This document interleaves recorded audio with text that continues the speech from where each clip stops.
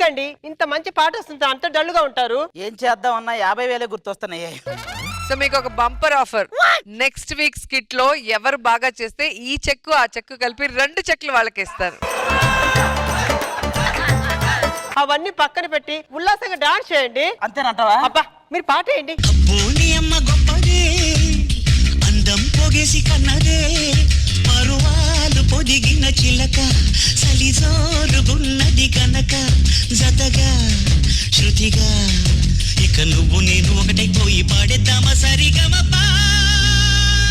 అంత డీటెయిల్ కి రెడీ అవుతున్నట్టుంది.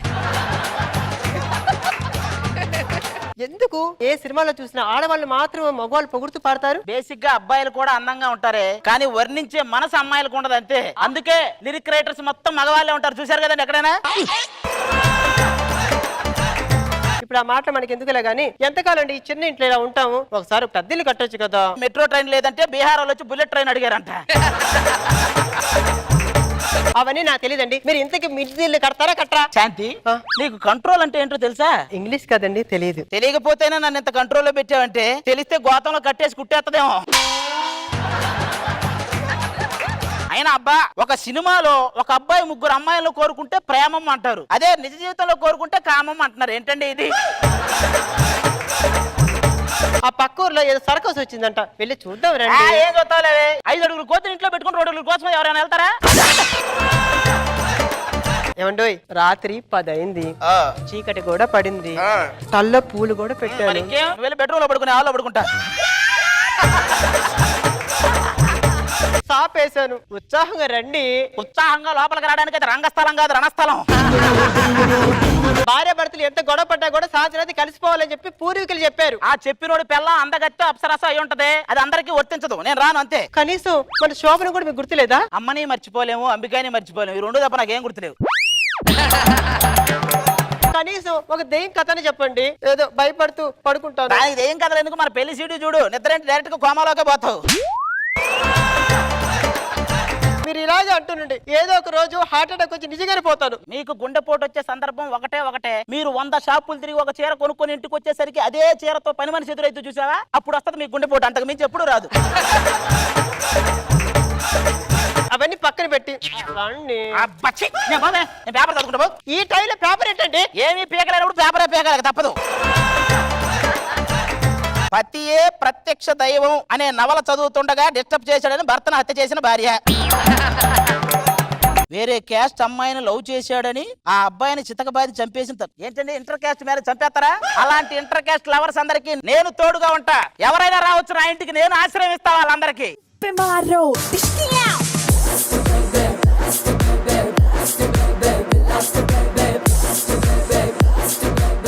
మీ లవరా అది? అవునండి. గవర్నమెంట్ వాళ్ళు దీన్ని చూస్తే మదర్స్ డే, ఫాదర్స్ డే లా గ్రాండ్ మదర్స్ డే పెట్టి ఒక రోజు సెలవు ప్రకటిస్తారు.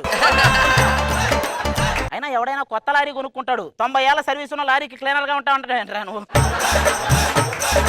విధి మమ్మల్ని లొంగ తీసుకుందండి. నువ్వు లొంగ తీసుకోవడంతో పోలిస్తే విధి లొంగ తీసుకోవడం కూడా ఒక లొంగ తీసుకోవడమేనంటారా? ఇక్కడ దాకా వచ్చిన తర్వాత ఆ స్కార్ఫ్లు ఎందుకు తీయండమ్మా, తీయండి. Hello, fire engine, fire engine. Firing అంటే ఏంటండి? ఓరు ఎంత కాలిపోతుంటే ఏం చేస్తున్నారు నువ్వు? నువ్వు రాత్రిపూట రేడియో స్టిక్కర్ పెట్టుకుని తిరుగుతుంటే యాక్సిడెంట్లు అని జరగకుండా ఉంటాయి. అందుకే నెత్తి మీద 2. అవి ల్యాండ్ మార్కు, అది ఎక్కడ ఉందో గుర్తించడానికి. అసలు నంబర్ బ్లాక్ లో పెట్టాలి అనేది కనిపెట్టింది దీన్ని చూసి అనుకుంటా నాకు తెలిసి. ఇంతకు వాళ్ళెవరండి? సమ్మర్ కదా, చల్లగా ఉండాలని చెప్పి వాటర్ ట్యాంకర్ కింద కదా దీంతో తిరుగుతున్నట్టున్నాడు. వాళ్ళు ఎవరండి? ఒరే పిడుగుబడ్డ ప్రాణాలతో బతకొచ్చు, కానీ అది పైన పడితే మీ అమ్మా నాన్న కూడా గుర్తుపట్టకుండా ఉంటుంది శవం.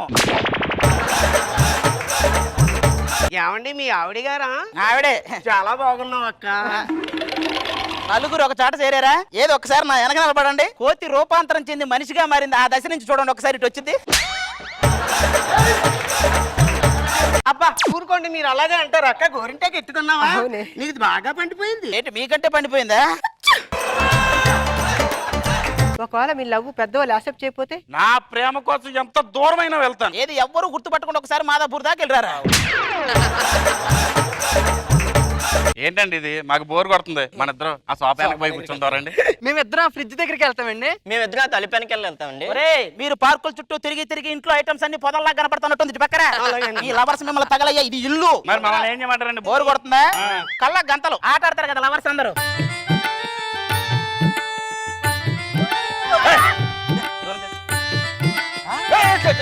వామ్మో, ఇడు గంతలు కట్టిన గ్రాస్పింగ్ పవర్ చూసారా అండి? ఇక తాలు కొన్ని సంవత్సరాలకు సరిపడా కరువు అంతా తీర్చుకున్నట్రా.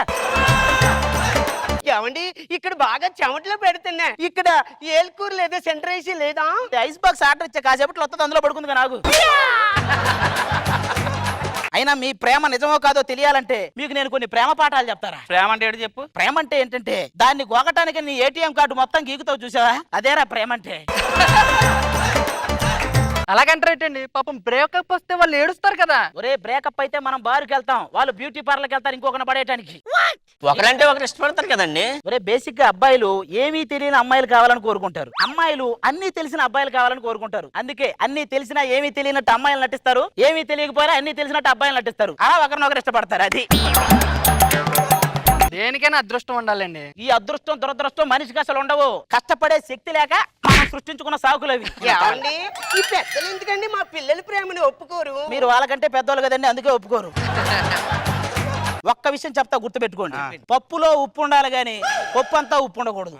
అలాగే లైఫ్ లో లవ్ ఉండాలి గానీ లైఫ్ అంతా లవ్ ఉండకూడదు. ఈ రోజుల్లో అమ్మాయిని పడేయటం చాలా ఈజీ, కానీ పడేసిన అమ్మాయిని పక్కోడికి పడకుండా కాపాడుకోవడమే చాలా కష్టం.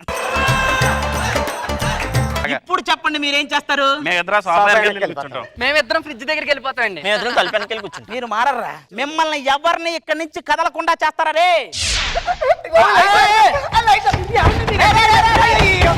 కరెంటు పోతే కన్నాల్లోకి పోయిన పాములైనా గుర్తించచ్చు కానీ వీళ్ళని మాత్రం గుర్తించలేమండి. ఎక్కడికున్నారు? ఫస్ట్ ఆ తలుపు దగ్గరికి వెళ్దాం. ఎవరున్నారా? ఈ ఫ్రిడ్జ్ దగ్గరికి వెళ్దాం. అయ్ బాబోయ్, అమ్మో ఈ సోఫా దగ్గరికి వెళ్దాం.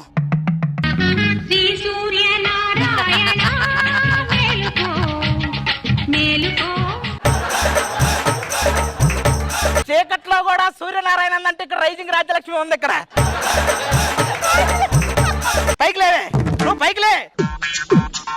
అరే మిమ్మల్ని వదిలేస్తే మీరు ఏదో చేస్తారు. మీ అందరికి పెళ్లిళ్ళు చేసే బాధ్యత నాది. ఏంటి పెళ్లి చేస్తావా? అంటే పెళ్లిళ్ళు చేసుకోరా? కృష్ణగారి పార్క్ వెళ్తే 9 గంటలు దరివేస్తున్నారని నువ్వు ఏదో ఆశ్రమం ఇచ్చావు, ఇక్కడికి వచ్చాం. తన్ను